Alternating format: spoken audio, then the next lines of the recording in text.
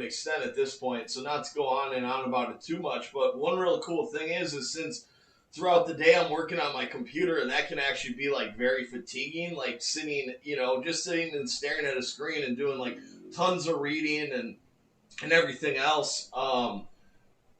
What I do is then I separate that workout through points of the day. Like if I start getting a little tired, like I know at like 9 a.m., 8 a.m., I start to get like fatigued because I've been working like 3 or 4 hours already. So then it's like, well, it's a perfect time to go feed the dogs, go take care of them. Now I've been moving. I've been, I got fresh air in my lungs and stuff. And again, it's just like I have whatever point of the day I want to do that stuff. I know I have to do it. I know I have these 3 different feedings I need to do, but then I can place them into very advantageous spots with my other work, and it becomes like this really nice, right, cohesive, because I have all that freedom, it just becomes a cohesive, nice piece of work. And at the end of the day, I'm like, oh my God, I accomplished so much. It feels great.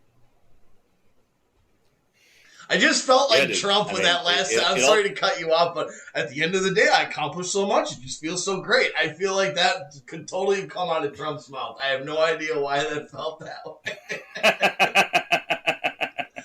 Except you actually have evidence that you accomplished. Right, but I don't know the way the flow of those words coming out of my mouth. I'm like, Jesus Christ, that felt like a fucking like Trump sentence. I shivered a little bit. You wouldn't believe how humble I am. I'm probably the humblest person you've ever met.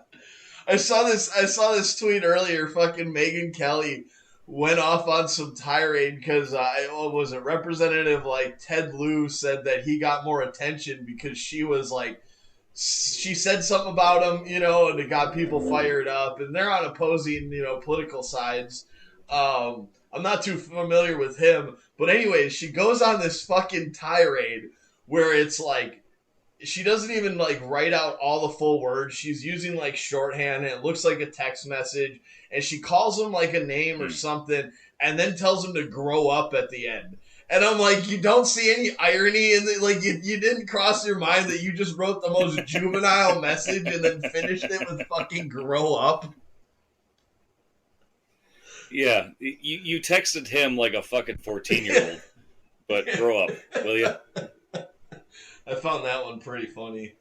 Yeah, I've been spending too much time on Twitter. I'm just so excited about the Bucks, and I end up following like what people are saying about the game, and it's kind of fun to be engaged with the game that way while it's all going on. But then I just get wrapped up in all the other bullshit, and it's So once this series is over, I'll get back to normal life. But there's a lot of entertainment on there. They're in so tonight they're in Correct. Phoenix, yep, right? Yep. Big fucking game. Yeah, I'm just saying big game. That's all I'm saying. Yeah, big fucking game. Yeah. Okay. Well, funny enough, I mentioned to you that I had watched the game the last time we recorded, and the game was on afterwards. And that little bit of advice that you gave me like 6 months ago, when like if anyone talks to me about basketball, I should just say that Giannis needs to hit his free throws. I was watching that game like, yeah, Giannis does need to hit his fucking free throws. What's funny, he actually had, 2 games ago, or maybe it was 3 games ago now, he hit like 15 out of 17 of them, which was that was game 3. So yeah, 2 games ago, he did hit a whole bunch, but then he was bad. But I forgot I had told you that, and that's fucking great. That was great advice. Holy shit. Yeah. Now my I actually have confidence in saying that Giannis needs to hit his fucking free throw. What I'm saying. That is a hard free throw. Has to be one of the it's like a mini tongue twister. It's odd that it really is free throw. I mean, it's inevitable. I said three throws. 3 throws. I probably say that 1 out of every 20 times I try to say free throw. It comes out, 3 throws, but I'm only talking about one person. Yeah. But yeah, big game coming up here. I'm fucking stoked. If Bucks win this one, it's I think they're winning in game 6, but more than likely it's gonna go to game 7, and that's gonna be really fucking tough because that'll be in Phoenix, and that's a tough environment. But man, I'm so stoked. And the coolest thing about this series, I know we don't need to talk too much about this, but the coolest thing about this series is like it will suck if the Bucks don't win, but it'll be so cool that the Suns won it. Like that the Bucks aren't playing LeBron James or like one of the like big fucking teams, that they're playing another team that has like had equal bad fortune over decades and hasn't ever won a title. In the Bucks, it's been, over 50 years this year. So it's like it's so cool that it's not going to be like I'm not going to be heartbroken like fucking LeBron James wins everything. Like with Tom Brady winning the Super Bowl last year, it's like couldn't Aaron Rodgers have just gotten one more, so he has two. Instead, this asshole needs to go get number 7. You fucking kidding me here? So that's my take.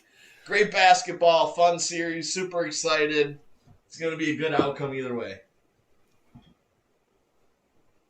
Hell yeah, buddy. Well, you got anything else? I was just going off to give us a couple extra minutes with the Bucks there. Right on, buddy. Well, it's been good chatting, as always. Thank you so much, everybody, for listening to The Loose Stool with Matt and Nick. I'm Matt, he's Nick. I've been Matt, he's been Nick. The whole time. The entire time. If you'd like to follow us on social media, that is at Loose Stool Pod on Twitter. If you'd like to buy us our next beer, we would be ever so grateful. That is Loose Stool Podcast on we might be Patreon. Grateful, too. We might say hello to you next time we see you if you buy us a beer. So, grateful and grateful. Yeah. We will greet you gratefully. All right, creeps. Thanks so much again for listening, and we will see you next week. Probably. Yeah, I'll see what happens. Adios.